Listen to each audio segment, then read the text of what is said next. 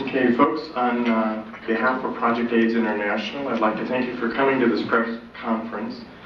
Dr. Wilner, MD, PhD, will be giving an explanation in just a moment on what we're doing here and what he will be doing with our volunteer, who is Kim Freyes, who is an HIV positive individual. Today, Dr. Wilner will be infecting himself. He will first explain what he will be doing, as well as why he will be doing. Directly after his inoculation, Dr. Wilner will be explaining any questions that you have. There will be a question and answer period. And I would like to take this opportunity to welcome Dr. Wilner.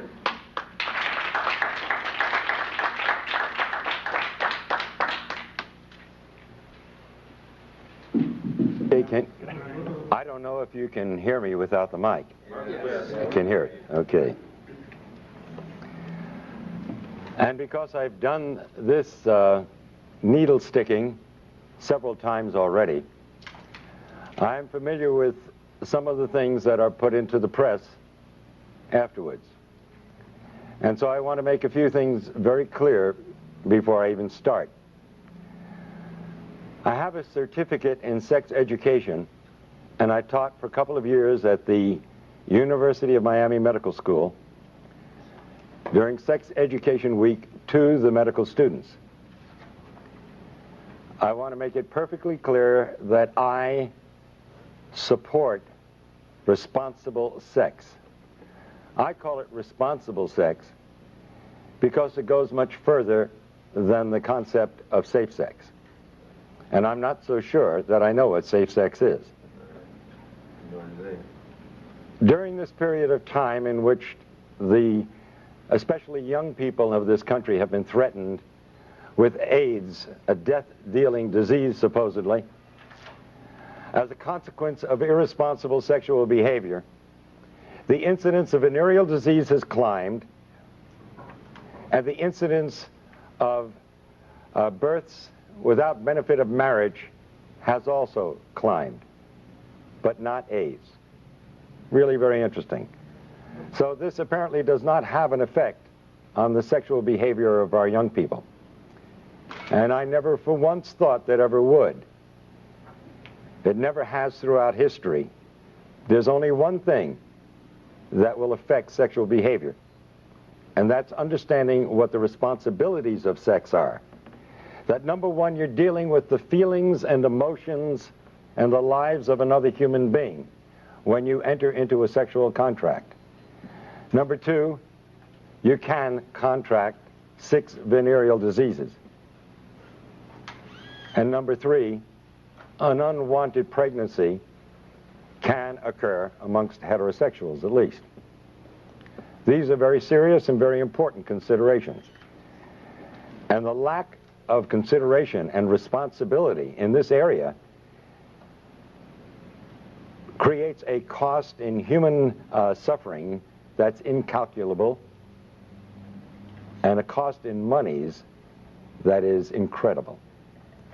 So don't anyone out there say that I am for irresponsible sex. But I am against lying to our young people. I am against causing death and destruction through that lie. I am against telling a lie to the young people so that they continue in other behaviors which are truly causing AIDS.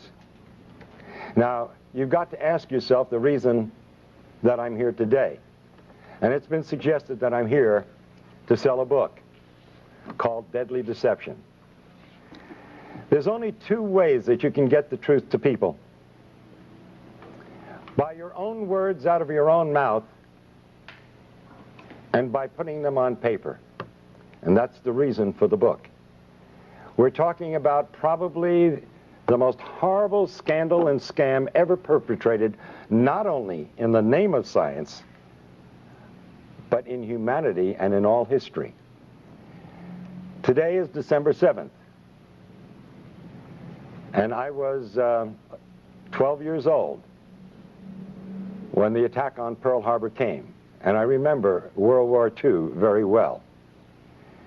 And it's a very significant day today because I see an incredible parallel between what is going on in the so-called AIDS epidemic and what happened in the years preceding and resulting in World War II. The great lie of Hitler. It's amazing. I think he would envy the job being done by members of the National Institutes of Health and even the media, especially in this country. I charge the media with part of the responsibility, and a very significant one, in a current Holocaust that can end up being worse than the one that occurred during World War II. When it was first announced that Dr. Robert Gallo had found the virus that probably caused AIDS, and that announcement was made with Margaret Heckler in 1984 to the press and to the media without one single scientific document appearing in any journal in the United States. And as we know now, without any proof whatsoever that the virus caused any disease. The media picked up on it for the sake of a story. And soon the virus that probably caused AIDS was now the virus that caused AIDS. It was proven in the press and nowhere else. Now it's interesting, a lot of questions are asked of me whenever I appear before the cameras and do what some people have called a stunt, to sell books. I'm from the planet Earth. I honestly believe that these individuals are from the planet Uranus. How anyone could suggest that I would stick myself with a virus that is supposedly deadly for the purpose of selling a book, that's complete insanity. And I will put the lie to the individuals of the NIH, particularly Gallo and Fauci and Hazeltine and Essex and the rest of these scoundrels of the worst order. Criminals guilty of genocide, without a doubt. I invite them to take me to court. I wish Burroughs Wellcome would take me to court because they have been putting out a killer drug knowingly. Because in a court of law, I would have the opportunity to provide the absolute proof and evidence, as I have in my book, Deadly Deception. Now, I'm not alone in what I'm doing here today. How does the press escape such obvious truths? Why would the finest virologist in the world, the most noted virologist, member of our National Academy of Sciences, Peter Duesberg, why would he put his entire career on the line? What did he have to gain? He's already lost his laboratory and his funding. They can't take away his professorship because he's tenured. Why would a Charles A. Thomas, professor emeritus of Harvard, say the same thing? Why would Kary Mullis, who won the Nobel Prize in virology last year, why would he stick his neck out? What did he have to gain? These are the questions reporters should be asking. And in order to sell a book, I would inoculate myself with a virus that supposedly is deadly. Ever think that maybe we all know something that you just don't get? That if you take the virus out of the equation, you have a perfectly understandable disease with a perfectly understandable answer. And I might remind you, in case you are not aware of it, and if you haven't read my book, that we have known what causes acquired immune deficiency diseases for at least 70 years. It's in the medical textbooks. It's there for you to read. Number one cause on the face of this earth is malnutrition and starvation. That's Africa. Look to the headlines of the October 3rd issue of the London Times, Sunday Times last year. And the inside headlines that screamed across 2 pages, the plague that never was. Speak to Philip and Evelyn Kreinen, who head Partage with an organization of 250 people their own hospital, their own doctors, their own laboratories, who have lived in the heart of the epidemic, supposedly, or the supposed epidemic, for 5 years. There is no epidemic. It doesn't exist. They are there. They're not some character who goes through from the World Health Organization and says, oh, I've seen the people dying. Of course you have. We all saw them on television in Somalia. What do you think you were looking at? That was AIDS, due to starvation, due to malnutrition.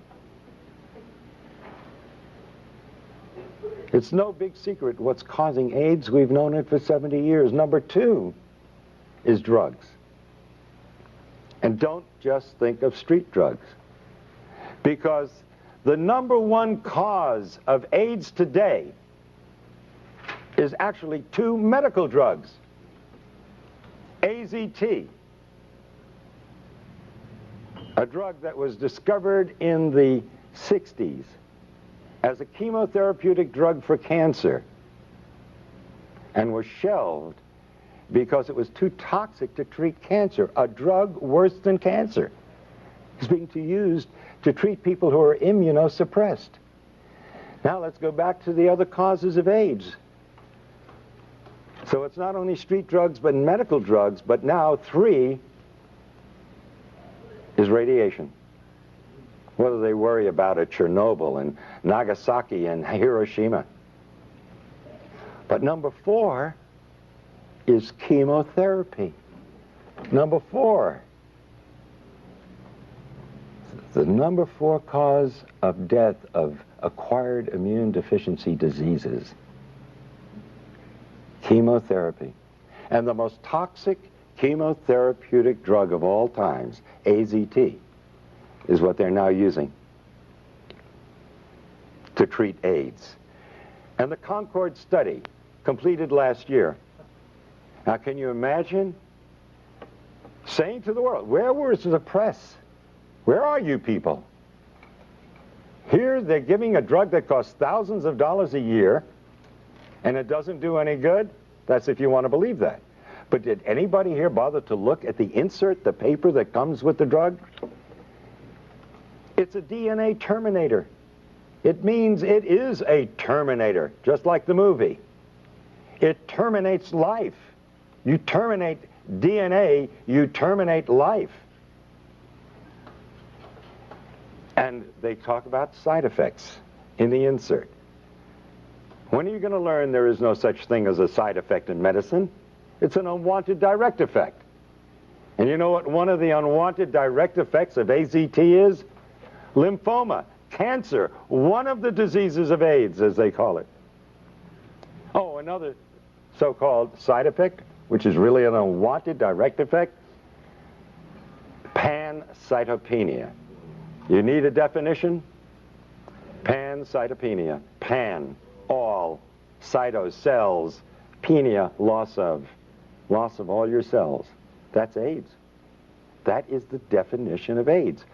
So AZT, by definition, by their own drug insert, causes AIDS, and nobody survives AZT. That will eventually lead to your death. And they've cut the dosage way down because it was killing them too fast. It's like giving somebody a large dose of strychnine and they die within 5 minutes.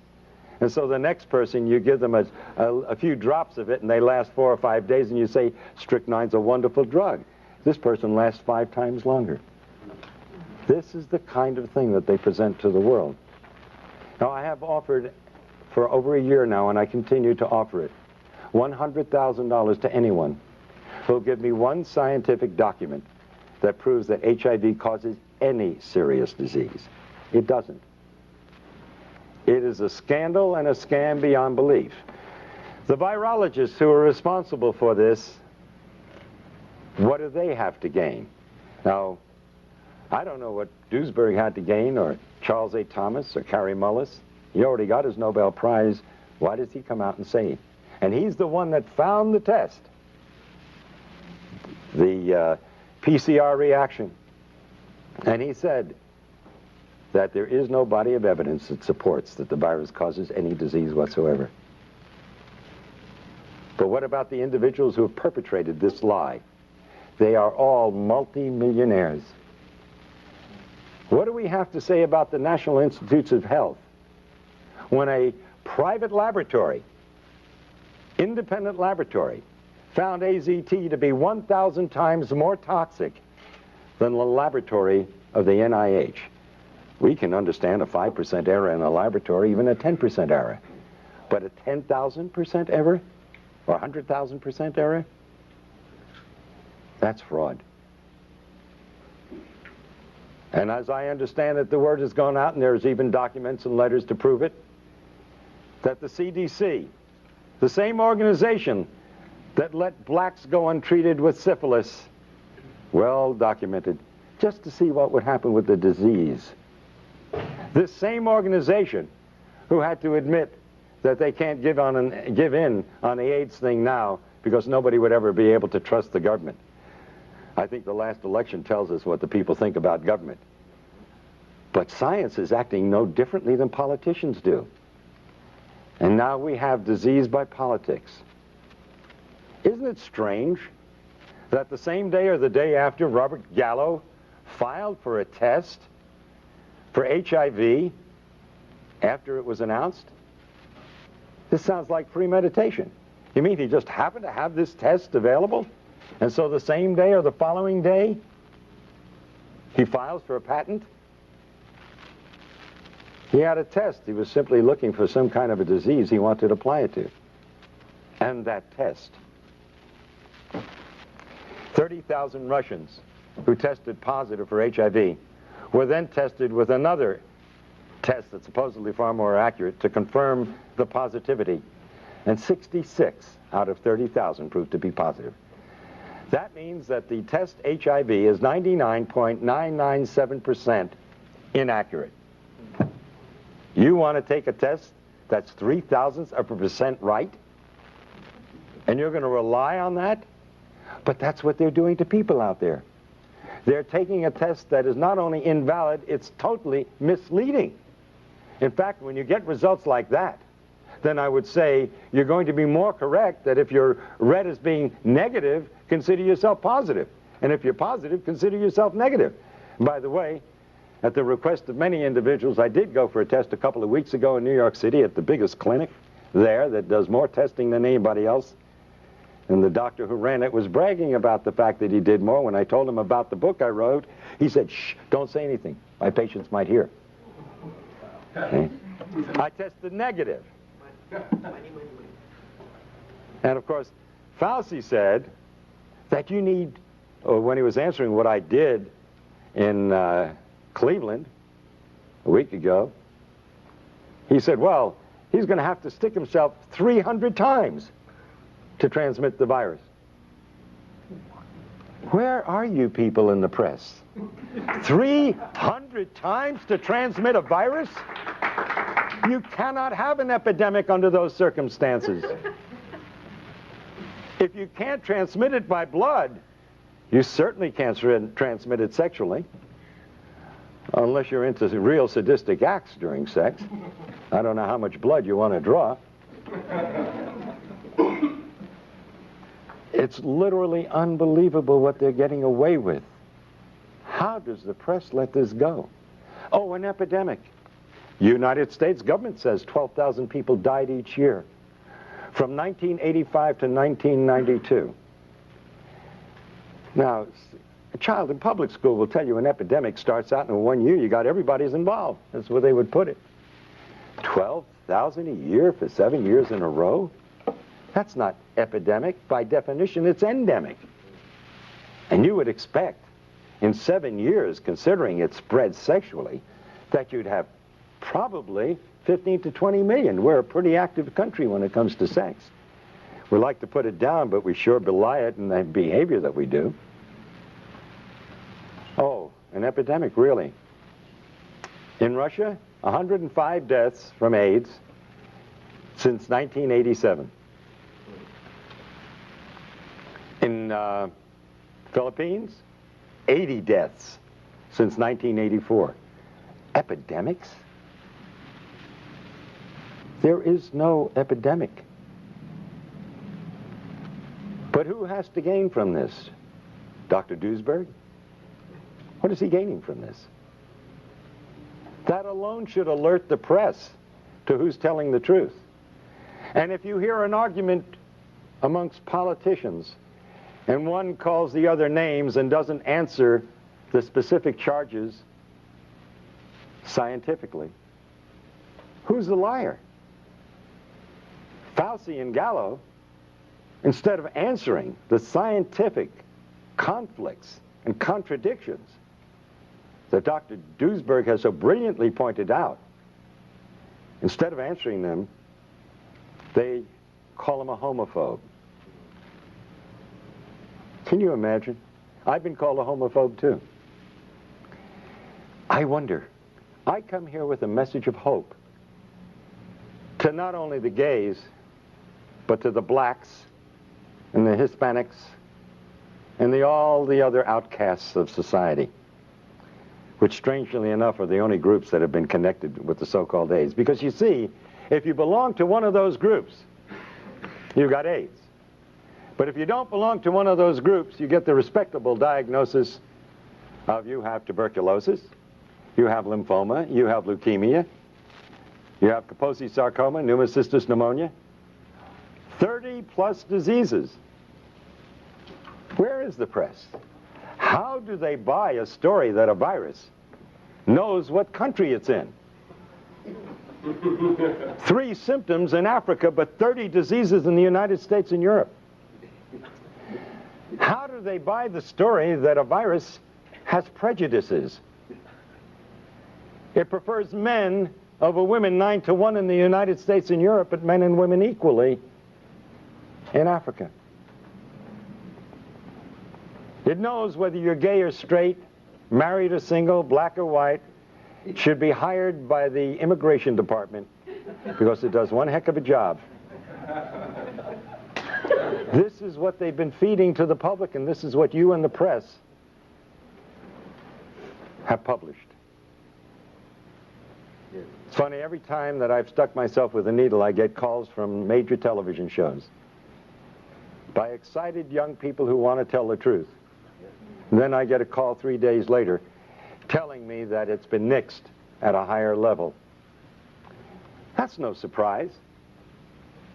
After all, who am I fighting? 2 drug industries.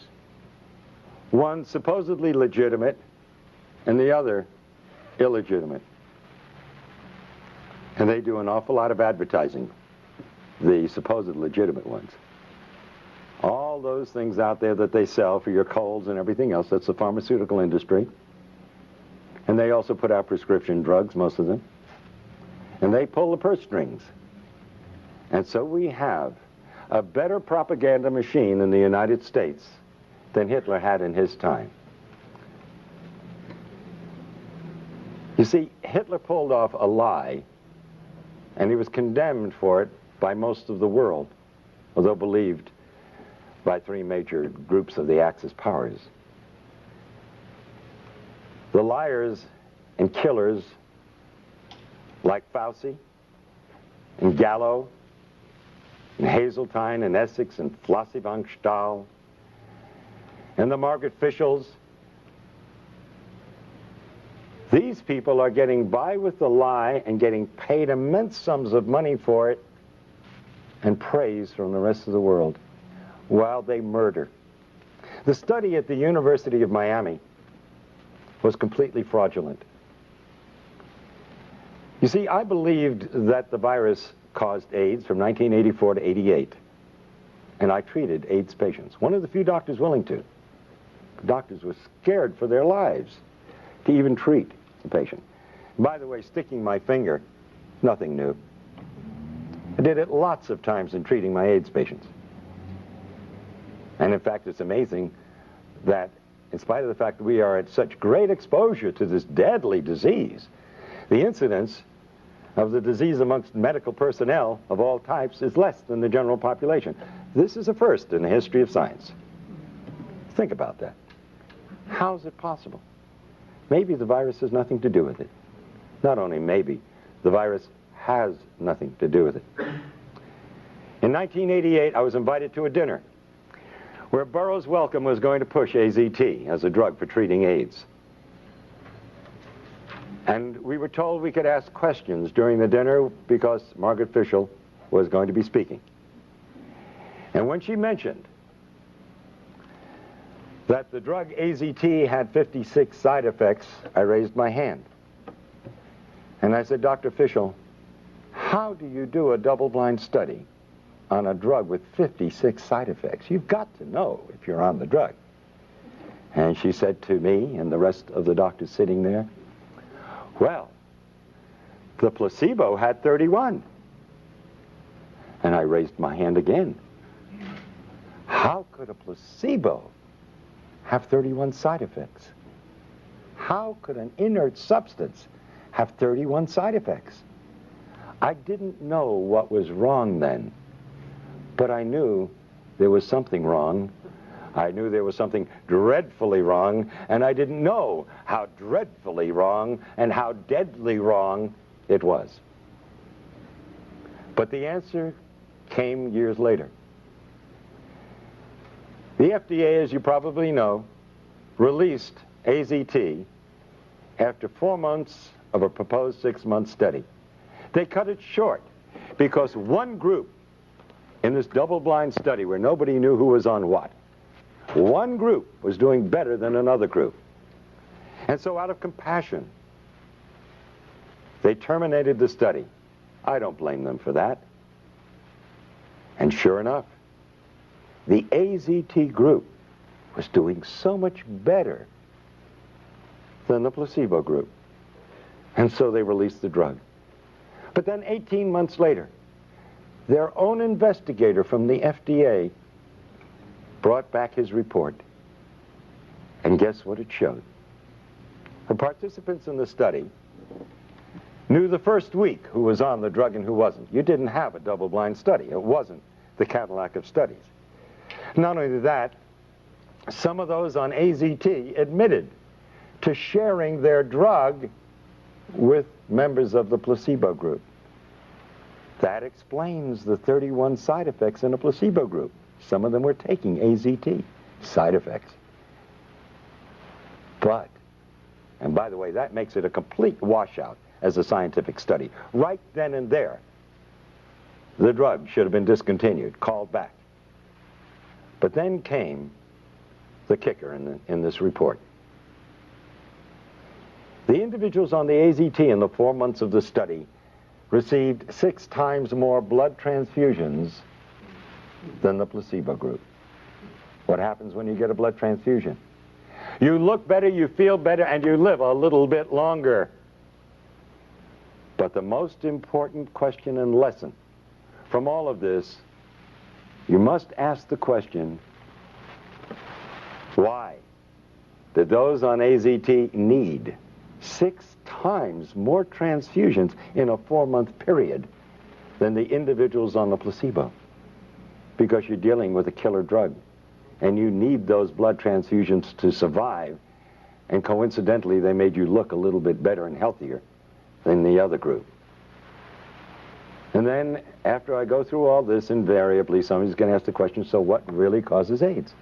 And I had to say it 10 times or 20 times in my book, and I'm going to say it again now. We have known for 70 years why the other individuals in the study died. The number one cause is malnutrition and starvation.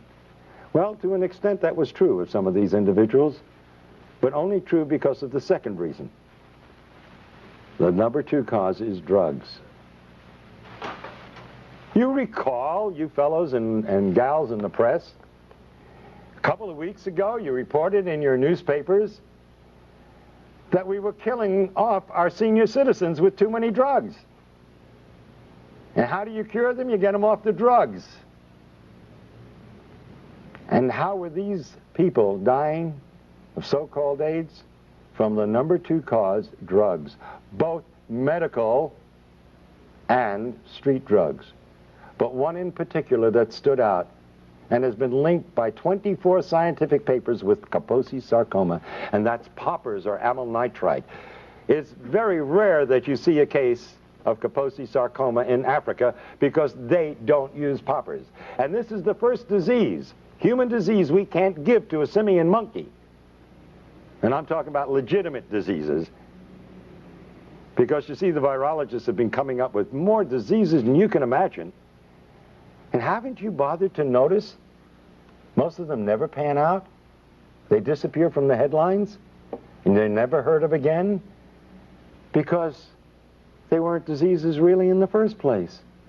Like SMON, a disease in Japan. For 15 years they pursued viruses.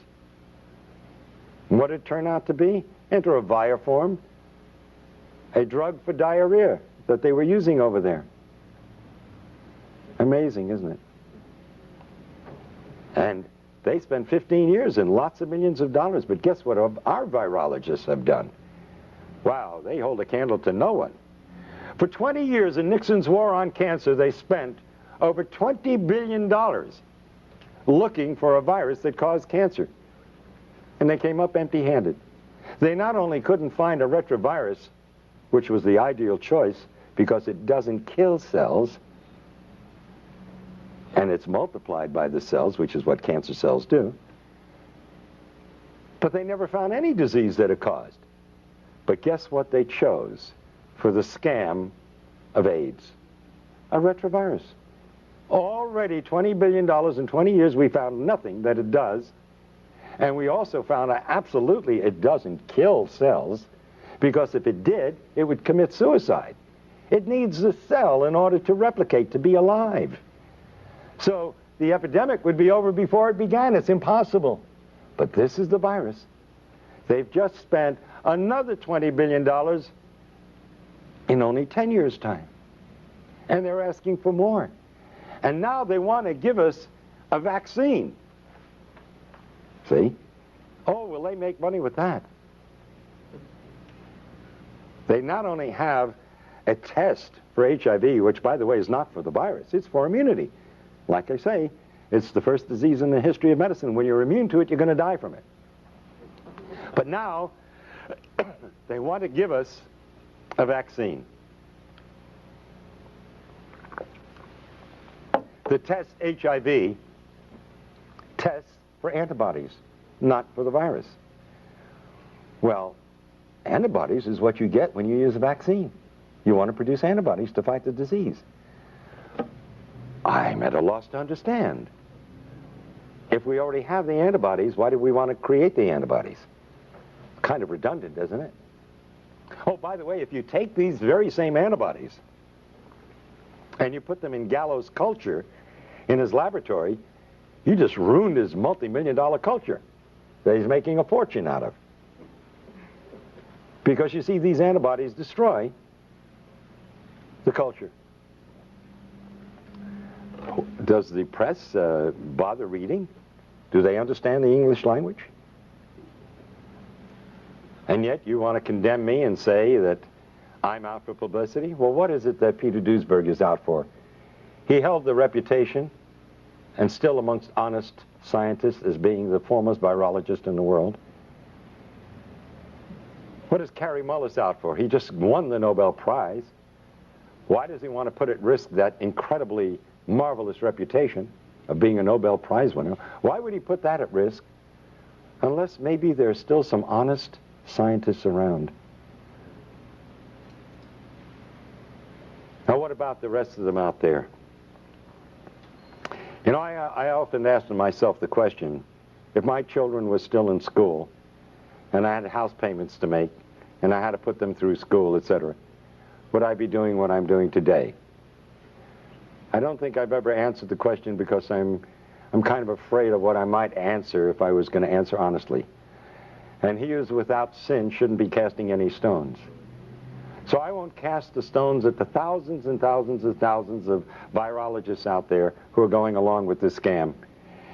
Because you see, they would be out of jobs if they dared criticize Margaret Heckler or the heads of the NIH.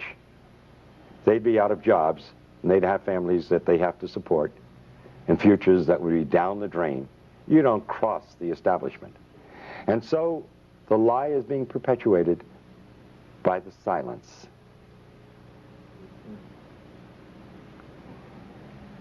And even Gallo would say to the press in answer to the question, what does he have to say about Duisberg's challenges? And he says, well, if we're wrong, why do so many people believe us? I mean, I could just see Hitler and his stormtroopers saying to the press, if we're wrong, why does everybody do what we tell them to do? Because they're running the show, and you're looking at not just a simple lie of science. In the back of my book, I have the picture of Pedro Tocino of Spain, father of 2 young girls, a hemophiliac. Nothing wrong with the man. But because he received so-called tainted blood, they had him on AZT. I stuck myself to get that man off AZT. I said, if I stick myself with your blood, will it convince you there's nothing to worry about? And Pedro Tocino, now over a year later, is very healthy, having a wonderful life, enjoying his 2 young daughters. But all of his friends are dying or are dead. This is real. And I don't blame those scientists out there keeping their mouths shut because their jobs depend on it. And I understand that exists in the press too. But you've got organizations. And in a way, so do the virologists have organizations. And if enough of the honest ones would stand up and take that chance, if you all stand together, you make a statement. And you can do that in your press associations, even though the people who own the newspapers and the television shows are afraid of losing their sponsors. You can at least keep your dignity. That's the choice you have to make. And that's the choice that I have had to make. I figured that if I didn't do what I knew was right, I'd end up cutting my throat shaving in the morning, because I wouldn't be able to live with myself. And that's the honest, simple truth. I am sticking my finger to bring attention to the current Holocaust, and it's a dreadful one. When you terminate the DNA of a human being, they waste away and die in an inhuman fashion. We all have the right to die with dignity. But if we told them the truth, a lot of them wouldn't die at all. They'd simply get off the poppers and off the drugs. And there's no dishonor in being gay and admitting that you've been on drugs. The decent human beings in this world will give you the support and help you, like we help drug addicts of all followings, so to speak. Those that would turn against you have turned against you anyway, because of what you feel and what you are. And there are even some religious groups who have turned against the gays and said it was God's vengeance. How can you believe in a loving God and believe that that God would cause such a terrible disease amongst humans? Now, this is a man-caused disease, but we all make mistakes in life. And that shouldn't stop the compassion and the love and the understanding of decent human beings. And so I do the act of sticking my finger and create another blood brother in my life, as the ancient Indians have done, and I will get another one today, because I'm not afraid of getting AIDS. I know as a scientist that there is nothing to fear. I know what causes AIDS. I am not going to lie to others nor myself about it. I don't like sticking myself with a needle because it hurts. And if you've ever seen my expression on pictures, you know that to be true. So, Kim Freitas. Kim, are you here? Yeah. We're going to become blood brothers. Yeah. And please, to the press and to everyone else, I don't intend to stick myself 300 times, because it wouldn't prove anything anyway. Oh, and might I say that a Dr. Gottlieb, who achieved fame for being the doctor that noted the first 4 or 5 cases of AIDS, who said to me on a radio broadcast the other night, he would believe me if I took a liter of blood. That's a transfusion of blood. And I said, you know, you must be mad. What is that going to prove? If you need a liter of blood to get AIDS, then nobody's going to get AIDS. That's right. In any case, well, I got to do myself first, and then I have to do you. Here, but let me do your finger, okay? I mean, I got to do you first, right? All right. Excuse me. Then I'm going to do me. Excuse me, I had that backwards. All right. Wait a minute. Got to find. This is a heck of a time to lose my needle. There we go. Okay. Ladies and gentlemen, this is a typical butterfly needle set. If somebody has a scissor, it'll help. No, I got it. Okay. It's sterile. And usually we use it to take blood by sticking this in, and then we can inject things also. So, let's do that. We got this. Yeah. Okay. Now I'm going to...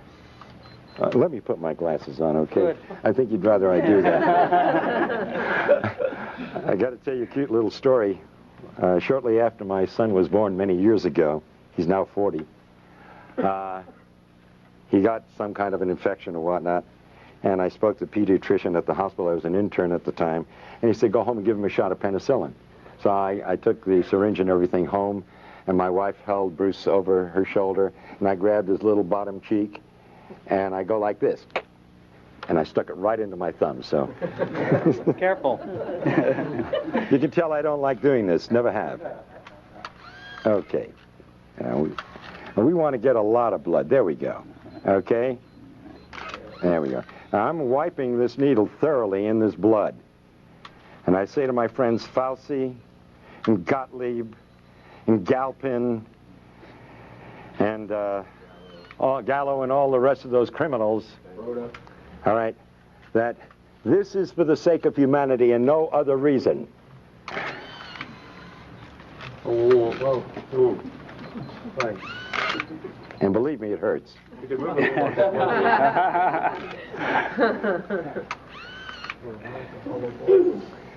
And this is in the hope that it'll save the lives of millions of individuals who will die because of the greatest lie ever told. Thank you. Get Thank off you. the drugs. Thank you. Get off drugs is right. Get off drugs. Now, I will be happy to take questions from the press or from anyone for that matter to clarify in your minds if there's any doubt whatsoever. Yes. You said, I have several questions actually. You said that you were tested in New York by a leading physician there. Can you say where that was and by whom? Yes, it was in the Greenwich Village area. In fact, Karen, I think you have the issue of the native. That ad should be in the back of the native. If you'll get it, we'll give you the name and the address of the clinic, because it's widely advertised. And that's where I went, where everybody else is going. And he's recognized by the state of New York, and the forms he uses, which I filled out, are from the state of New York. And by the way, I do have a copy of the document which states that he gives you the answer to the test in 15 minutes. So it's quite a racket. And by the way, it's very interesting because that you asked the question, because you see, I was in a quandary as to what possible purpose could this serve. If you have a test that's 99.997% inaccurate, what are you proving? You would treat somebody with a deadly drug on the basis of a test that's totally worthless. And by the way, let me point out that a research group in Australia in the past year have stated that not only is the test completely inaccurate, it's totally nonspecific. Yeah. That you could be positive if you had the measles, if you had the flu, if you had a flu shot from your doctor, or if you had any one of 100 diseases. Let's look at the scenario. This is serious business. Yeah. Somebody gets the flu. or gets a flu shot this year. Then they die. But so what you're finally suggesting is that the man that this prominent physician in Greenwich Village, he in fact said, don't tell anybody about this because I'm making money off of these tests. Are you finally saying to people, don't get tested? I am saying absolutely do not get tested. Would you advise anybody to take a test that's 99.997% wrong? And you're saying that... That's insanity. And by the way, when I said to this physician, when he asked me why I was there, and I told him I was a doctor, I said, because I'm in a heavy risk group. He said, aren't we all? And laughed about it. Because everybody knows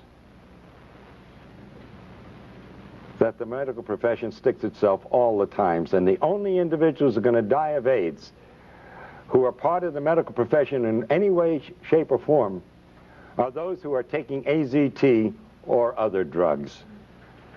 Go ahead. You said that AIDS is not an epidemic, it's an endemic circumstance caused by a variety of factors, including malnutrition and drug use.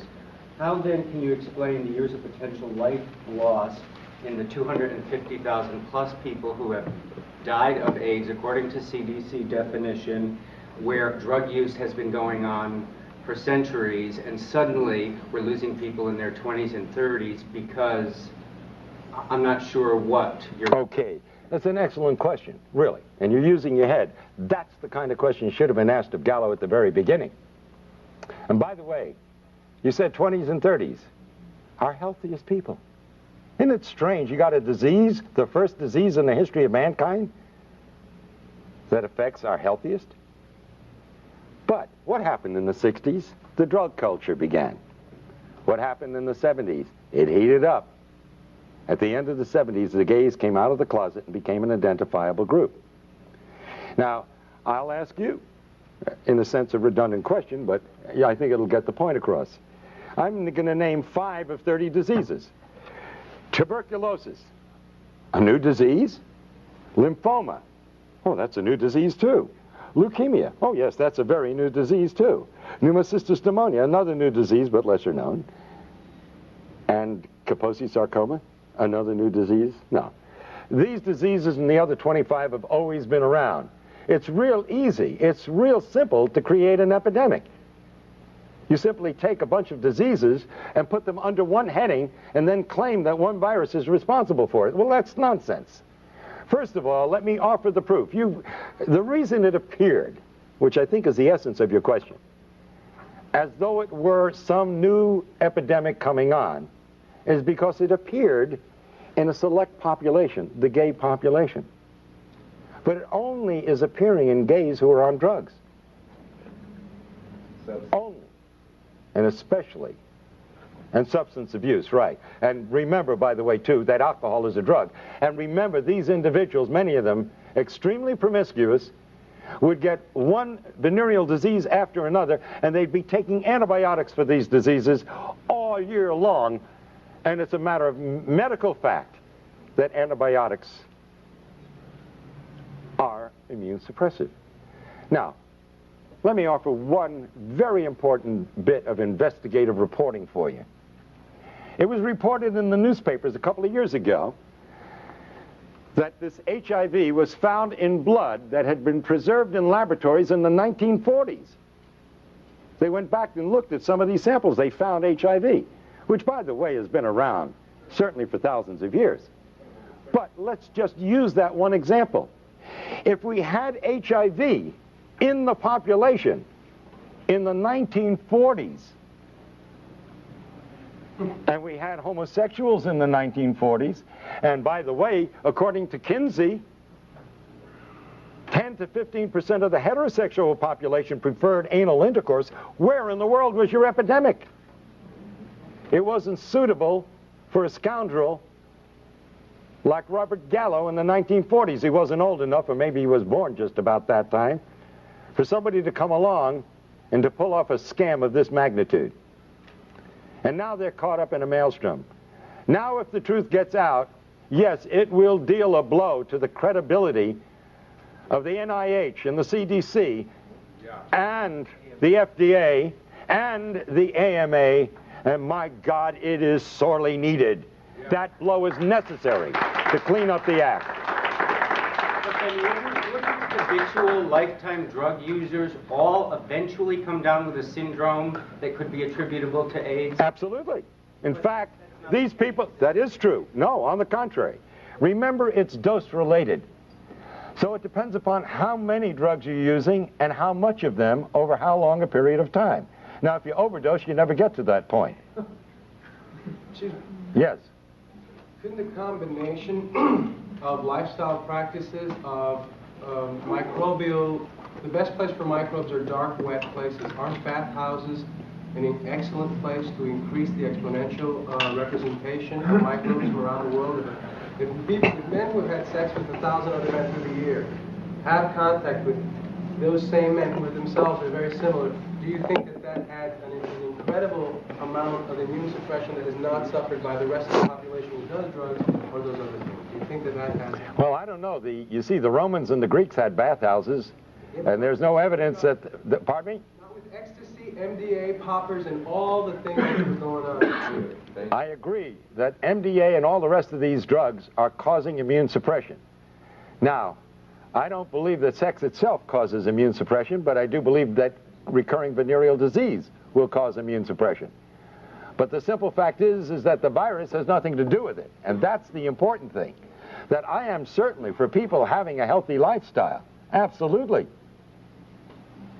But let's not get into the idea that this is, again, a contagious disease. You cannot give AIDS to anyone, and you cannot get AIDS from anyone.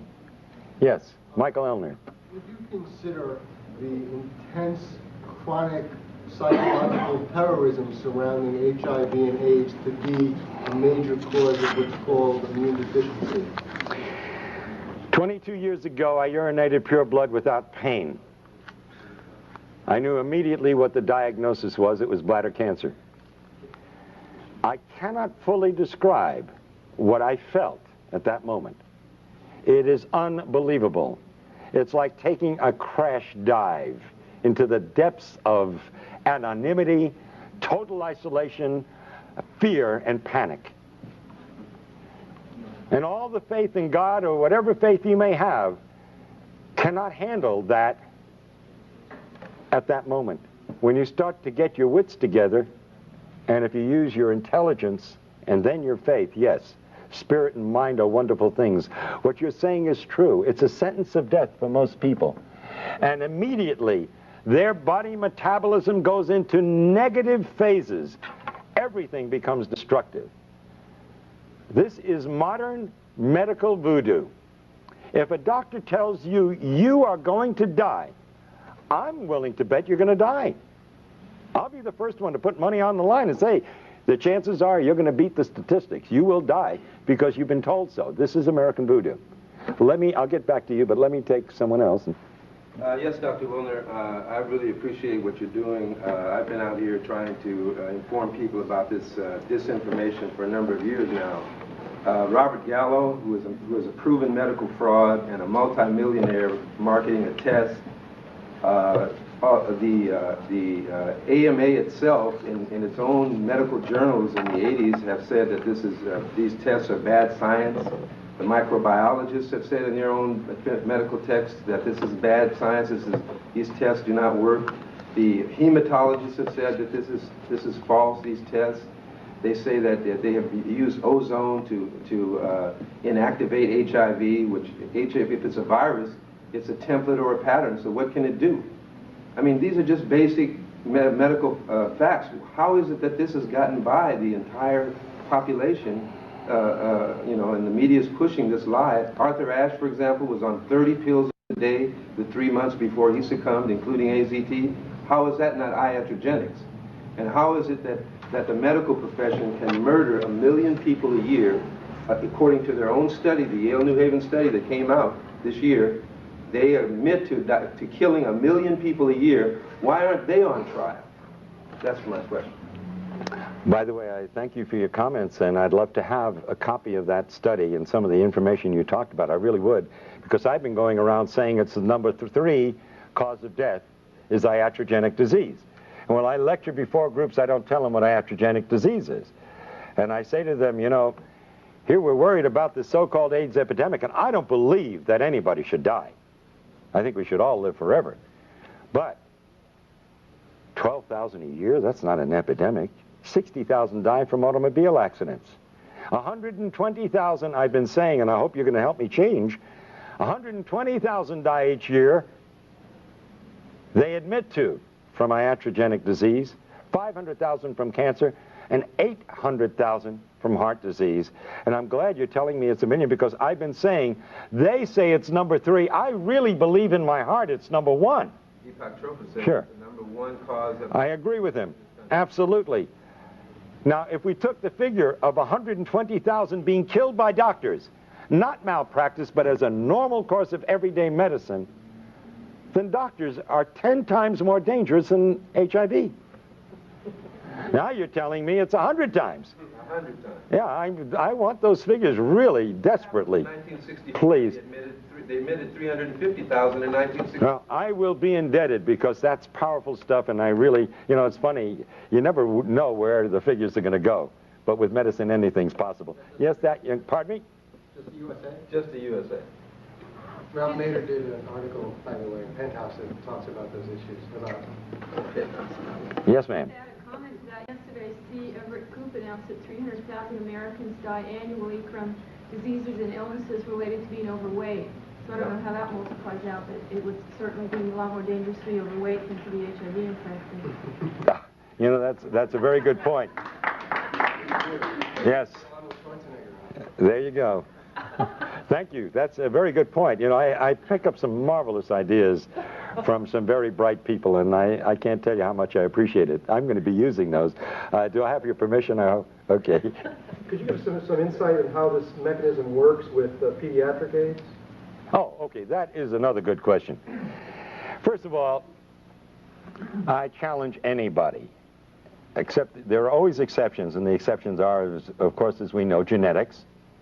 And children sometimes born under circumstances where we don't have all the facts, but I would say 99% or better of the individuals born with AIDS, if they actually have AIDS, the mother was a crack mother, was on drugs, no question about it, or had obvious incredible immune suppression for what other medical reasons, well, as they say. I'm thinking of particular is Elizabeth Glazer, and her child got it from her. She had a blood transfusion before the birth of the first child. It was with tainted blood at Cedars-Sinai. She then passed it on to her child. She passed on HIV. The story, yeah. Okay, let's call things HIV, not AIDS. Right. Now what happened? The child, after about 3 years, got very sick. They didn't know what the problem was. Mm-hmm. The doctors said nobody knows what it is. They finally did an HIV test on the child, found out that she had it, and then she died. Ariel died. But there's a gap there. They found out she's HIV positive, and then she died. How much time, and what was done in that period of time? I can't answer that question. I mean, listen, I was in the practice of general medicine for a lot of years. I had one of the largest practices in the state of Florida. And I can tell you, I treated a lot of kids over a period of time that got very ill in their first 3 years of life. You mean they had AIDS? The test that they had. Now, they did a test.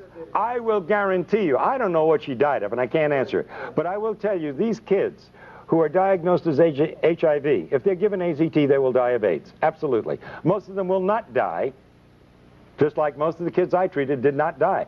But I had an occasional child that ended up with a meningitis and died.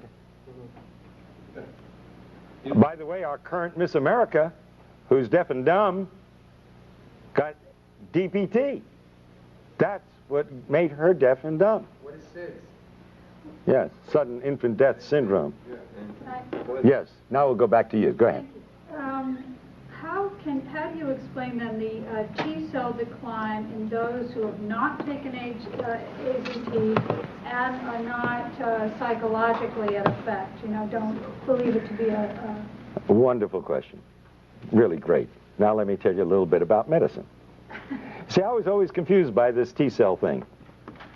Because T-cells are nothing more than lymphocytes and leukocytes. They're our body's way of fighting infection. Now, when somebody came into my office with a bellyache, I would do a white count, which includes the T cells.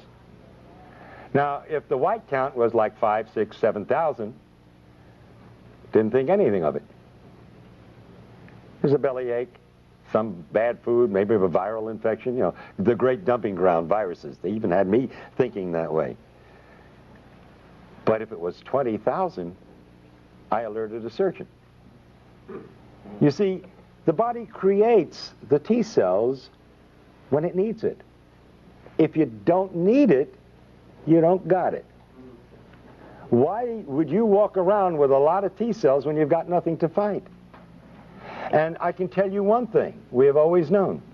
There is no correlation between severity of disease in AIDS, so to speak, and the T cell count. Doesn't match up, and I'll tell you why. You look a little bit confused when I said the fact that you will not have a high white count unless you have a severe infection. However, which means that if you don't have a high white count, it's not bad. If there's nothing else wrong with you, then I'd say, well, that's normal. Why do you want a high white count? If you got a bad cold, you'd get an elevation in your white count. Now, we know for a fact, it's well documented, that you have individuals who have died with AIDS with elevated T cells. And we have individuals who've been healthy. And when I tell you healthy, I feel sick by comparison at looking at some of these individuals. And they test out incredibly well. The best, healthiest specimens I've seen, the kind that most women say, oh my God, why is he gay? You see? Because he's so good looking and so handsome and so strong and so healthy, you see? They have no white, they have no T cells. So T cells, you don't count T cells as a barometer of how one is... No, because yes, you can use it to some degree as a barometer, depending upon the situation, but basically, no, you can't, and I'll tell you why. You know that you can change the T cell count if you worry somebody? Completely established. I worry about these individuals who go in and get these T cell counts one after another, because their whole life is focused on these T cell counts. And when it goes down a little bit, instead of being reassured, which is the way I would interpret it, they get panicky. Now they're really doing damage. And at some point, if they're on drugs, and sometimes even if they're not on anything, but because they've been told they're going to die, like the witch doctors of Africa and elsewhere, these individuals will die because they literally worry themselves to death. It's a crime beyond belief. They're the rare ones, I admit. But the fact is, T cell counts absolutely have no correlation with severity of disease. They can be low because you have wiped out your immune system, and they can be low because you don't need them. That's the important thing to understand. It is not a barometer for anything. And they lie, they lie, they lie, and then they lie some more. Is this a real case scenario? I go in, I get tested, I am told I'm HIV positive. My T cell count could, I've heard from cancer research, be cut in half. In other words, 50% of your T cells go on strike, the other 50 keep working. I got news for you. The other scenario can happen too. It can go wild, go way up. Yeah, but if it goes down because I'm told I'm going to die, isn't that enough to get me on AZT? Oh, sure. Absolutely. And once First of all, let me tell you something. The CDC that let syphilitics untreated when they had drugs that could have treated, just to observe, this same CDC has already admitted that between 40 and 60% of the cases listed at AIDS were never even tested for HIV. And not that it makes any difference because the test is meaningless. So could this scenario also happen? I take AZT, because it is a foreign invader, my T cells will go up. Yes, they initially do. And that's exactly what happens. When you challenge the immune system, which AZT does, you get an initial rise. But then the AZT begins to do its dirty work and suppresses your entire reproduction of your T cells, and eventually it goes through the floor. Absolutely. That is the scenario. Yes, we're going to try to finish one or two more of your questions. You say that HIV is somewhere in this. You say that HIV itself is a harmless tissue. It's an innocuous retrovirus. Are you then saying that, as you said earlier about you don't know what safe sex is, that if I go back and report to my gay and lesbian readers, young gay men in particular, and there has been a rise in incidence among young gay men of HIV, again with the tests that you don't believe in. Right. But, Well, it means nothing. Until you give me one single document that proves HIV causes anything, it's meaningless. okay, but what I need to, here's what I need Yes. to know. Mm-hmm. Is HIV sexually transmitted? Shall I go and report to these young gay men that they need not worry about practicing safe? HIV, this harmless virus, can be sexually transmitted with incredible difficulty to the point where it becomes meaningless. All right? That hasn't been proven. Right, and that hasn't been definitely proven. By the way, in one of the studies which they were presenting of 25 males where the semen was examined, who were HIV positive, they were able to demonstrate only in 2 out of 25 the virus, and they only found 1 in 1,000,000 cells. That is not disease. There's no way in the world, and especially with a virus, a retrovirus that supposedly is killing off the cells it needs in order to replicate, even if you transmitted 1 virus, and it did kill off, and it was this terrible disease you say it is, there's no way it could cause disease. It's impossible. The lie is so compounded and so idiotic and so unbelievable that you literally have to fight your way out of the maze of these lies. They are all unadulterated lies, and the men responsible for them, and women, belong in jail. Yes, and then we'll get... Arthur Ashe, Magic Johnson, and Ms. Glazer, the late Ms. Glazer, were all unable to infect their partners, even though they had years of unsafe behaviors. Rock Hudson's lover. So there's considerable evidence that this is not the case. You know, they say you have to inject yourself 300 times your IV drug use and you're given 3 needles to protect them. No one says that the drugs might cause AIDS. And in our experience in New York, it's certainly the largest population of AIDS cases, there is a clear-cut thing that anyone looking at it will find. The people using drugs develop the diseases called AIDS, and the people who aren't recover their health. It's that simple. Yes, and by the way, for that population that you're writing for, let me simply point out, again using the government's figures, they say it takes an average of 1,000 acts of intercourse over 10 years in the United States and 10,000 acts of intercourse over 10 years in Africa to transmit the AIDS virus. That's twice a week in the United States for 10 years on an average to transmit the virus. In Africa, that's 20 times a week on an average. And if you know what the bell curve is, there's got to be some individual out in Africa that's doing it 200 times a week. I want to meet that individual. And now let me give you a set of figures which you must produce for your readers, please. The World Health Organization says that the annual conversion rate in the United States for HIV is 1 to 1.5% a year. Now, according to the figures given us by the CDC, there are constantly, for 10 years now, 1 million HIV positives in the United States. Now, that defies all definitions of an epidemic. How does it stay steady at 1 million if this is an epidemic that's going to kill everybody? And by the way, their predictions from 10 years ago were 91% wrong as far as deaths were concerned. Think of that. Now, hold on.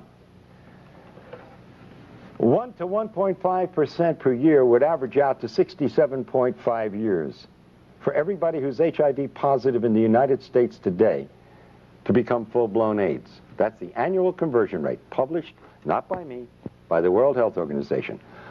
But in Haiti, it's 1/10 that. So if you're HIV positive, I would advise all your readers to go to Haiti. They got a 10 times better chance of survival if they go to Haiti.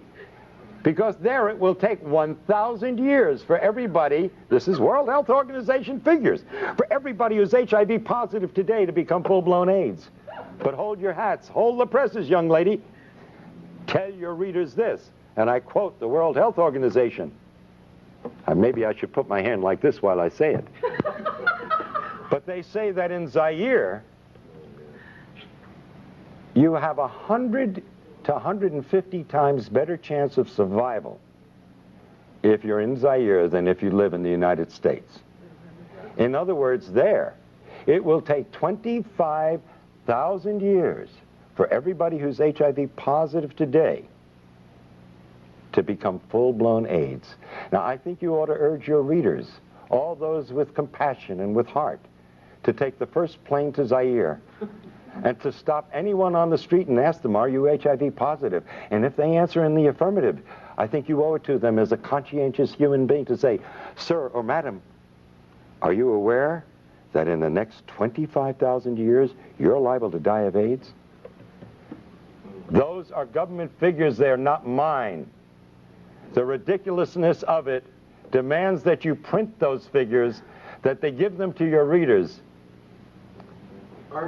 Isn't it interesting that Africa and Haiti have similar situations in North America and Europe? Although Africa is closer to Europe, you would think that infectious spread would spread closer to the center of the origin. The answer is very simple. Malnutrition and starvation can lead to death, and at a very variable rate depending upon the malnutrition. But AIDS due to drugs is a much shorter period of time. And iodocanol is a drug from Ciba-Geigy, or no, LaRouche, I think. They've been injecting people in Zaire and Angola and in Haiti with this iodocanol since the 1970s. And this is a hepatic drug. This kills the liver. And the liver is your biggest filter of your blood in the body. And if you destroy the liver, it has more than 500 functions in the body, then you're dead. By the way, let me throw out, I think, an overall principle to take a look at very seriously from the point of view of disease and death. And this applies to AIDS as it would apply to any disease problem in humanity, and with this I'm going to end. The bubonic plague killed half the population of Europe. The question you must ask and must answer, if you're going to be a rational thinking human being, is why didn't it kill the other half? In the United States, in 1919, 18 million people died of the flu. My question is, why didn't the other 92 million die? The answer to that, and every reporter owes it to their readers, is very simple. The bugs do not cause the disease unless there's a suitable terrain. And so the answer to all disease is not to take a shotgun and blow a human being apart, but to simply prevent the disease to begin with by living at peace and in harmony, not only with your fellow human beings, but with every organism on this planet. And thank you.